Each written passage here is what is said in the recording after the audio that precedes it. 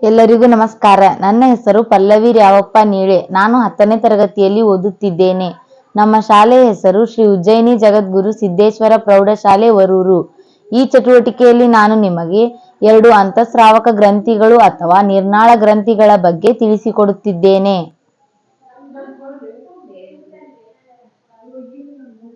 ಮೊದಲನೆಯದಾಗಿ ಪಿಟ್ಯುಟರಿ ಗ್ರಂಥಿ. ಇದು ಮೆದುಳಿನ ಕೆಳಭಾಗದಲ್ಲಿರುವ ಬಟಾಣಿ ಗಾತ್ರದ ಪ್ರಮುಖ ಅಂತಸ್ರಾವಕ ಗ್ರಂಥಿ. ಇದನ್ನು ದೇಹದ ಮಾಸ್ಟರ್ ಗ್ರಂಥಿ ಎಂತಲೂ ಕರೆಯುವರು. ಇದು ಬೆಳವಣಿಗೆಯ ಹಾರ್ಮೋನನ್ನು ಸ್ರವಿಸುತ್ತದೆ ಮತ್ತು ಉಳಿದೆಲ್ಲ ಗ್ರಂಥಿಗಳ ಕಾರ್ಯವನ್ನು ನಿಯಂತ್ರಿಸುತ್ತದೆ. ಈ ಹಾರ್ಮೋನು ಅತಿಯಾಗಿ ಸ್ರವಿಕೆಯಾದರೆ ಆ ವ್ಯಕ್ತಿಯು ದೈತ್ಯಾಕಾರದಲ್ಲಿ ಬೆಳೆಯುತ್ತಾನೆ. ಅದೇ ಈ ಹಾರ್ಮೋನು ಕಡಿಮೆ ಸ್ರವಿಕೆಯಾದರೆ ಆ ವ್ಯಕ್ತಿಯು ಕುಬ್ಜನಾಗಿ ಬೆಳೆಯುತ್ತಾನೆ. ಎರಡನೆಯದಾಗಿ ಥೈರಾಯ್ಡ್ ಗ್ರಂಥಿ. ಇದು ಕುತ್ತಿಗೆಯ ಮುಂಭಾಗದಲ್ಲಿರುವ ಚಿಟ್ಟೆಯ ಆಕಾರದ ಸಣ್ಣ ಅಂತಸ್ರಾವಕ ಗ್ರಂಥಿ.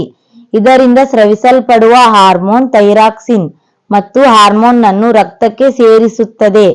ಈ ಹಾರ್ಮೋನಿನ ಉತ್ಪಾದನೆ ಕಡಿಮೆಯಾದರೆ ಅದನ್ನು ಹೈಪೋಥೈರಾಯಿಡಿಸಂ ಎನ್ನುವರು. ಇದರಿಂದ ದೇಹದ ತೂಕ ಹೆಚ್ಚಾಗುವುದು ಮತ್ತು ಆಯಾಸ ಉಂಟಾಗುತ್ತದೆ. ಅದರಂತೆ ಈ ಹಾರ್ಮೋನಿನ ಉತ್ಪಾದನೆ ಹೆಚ್ಚಾದರೆ ಅದನ್ನು ಹೈಪರ್ಥೈರಾಯಿಡಿಸಂ ಎನ್ನುವರು.